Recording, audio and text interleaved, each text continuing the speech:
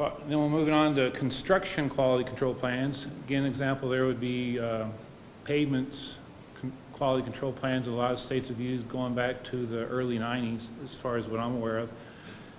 Or as you see here, it's shown on the side, different aspects of your project. If it's important to you, call out for a quality control plan. It's just not for materials. You can also focus in on other items.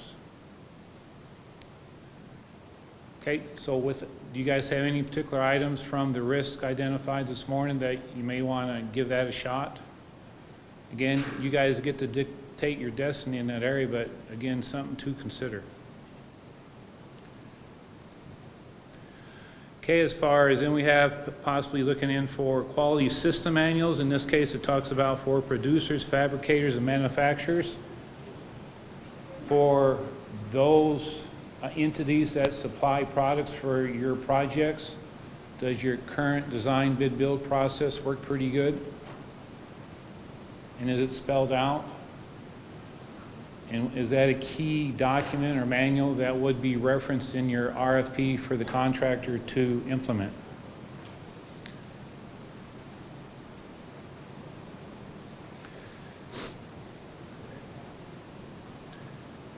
So have you, let's see, on a big production wise, because on your project, it looks like you may have some items that where they can go into mass production.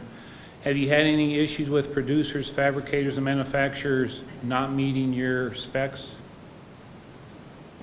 We've got steel inspectors go out and all over, make sure stuff on that, on the bridge and all that. Are they pretty good at meeting your bridge standards from their plants so far? Okay. Have you guys had to go outside the state much for other pieces coming in outside the state lines? And then that inspection is pretty good? Generally, it's only just the steel beams that are steel fabrication that's done outside the state. Everything else seems to be pretty well. Pretty well? Okay. There has been history in the past of some issues with some manufacturing problems. We think we're past that. Okay.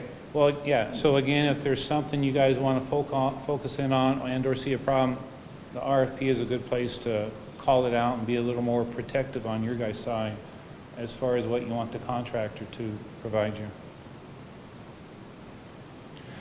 Okay, then we get into non-conforming work. I mentioned this yesterday as far as NCRs. So assuming a lot of you went home and had nightmares about NCRs, any thoughts on non-conforming work?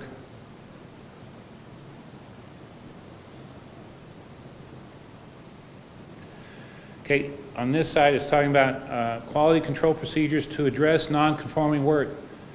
Do you think the contractor, do you have faith in the contractor policing themselves to identify their own non-conforming work? We'll be there inspecting that, and they ain't gonna remove it at that point, or a penalty deduct or something. Yeah, so the theme there is like I mentioned yesterday, is that the idea with NCRs is that the contractor should have some level of their own quality control, some level of self-policing to help reduce the number of NCRs you guys might write up. However, as we've gone around, the idea is some states call out that the contractor also writes their own NCRs. Okay, so the question, when I was on a project last year, contractor had 30 NCRs, the state had 120. Is there a problem with that?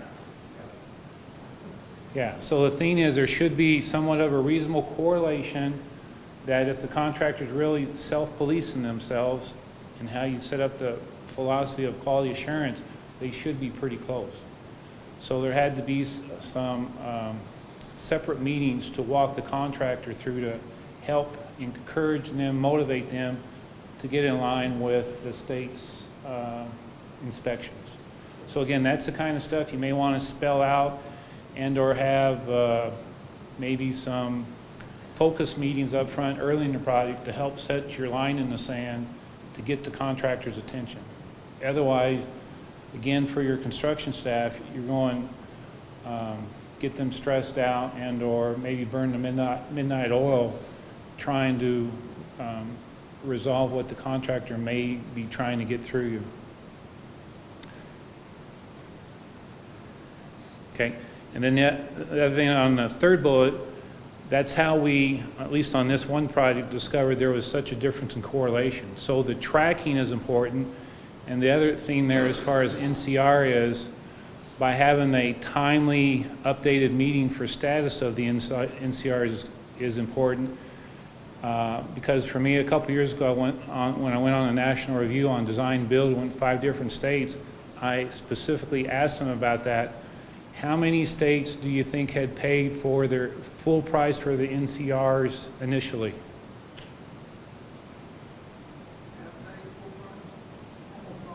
All of them had paid full price for that NCR item up front. So then the question would be what? What's the follow-up question to that? If I just paid the contractor 100%, what's their motivation to fix it? So the thinking is that if you pay for NCR up front, it needs to be paid for with some level to help with the contractor's cash flow, but be cautious of how much you pay them for, because having a little bit held out and or whatever your sliding scale is and or what the spec is, that can help motivate the contractor, because in a couple of the projects I looked at, it was 6-9 months or later that the NCR actually got corrected, and then credit was given back to the state's pot of funding for the project. So this non-conforming work is not something that we do right now, but it's something that we're considering adding into our design build contract. So, you know, for those of you in operations, just take note of this, and if you have questions, it would be a great opportunity to ask about this now, but we are considering including this in our future contracts. Yeah, and just so you know, in setting up a lot of the slides that Jerry and I did with Lori and Leah, that we walked them through these kind of things. So again, this kind of stuff is, nothing's in stone as far as what you guys are doing. It's trying to expose you to it, get you guys to think about it, see what you're currently doing for design bid build, see how it may already be working really good for you, and see what of some of the things we mentioned to you you may want to actually roll into your contract. So again, like Lori just mentioned, it's sort of food for thought. Okay, so with that, how many can now see why NCRs can be beneficial to your project? Okay, again, keep it in mind. And then again, pointing out, agency retains authority to approve the final disposition of NCRs.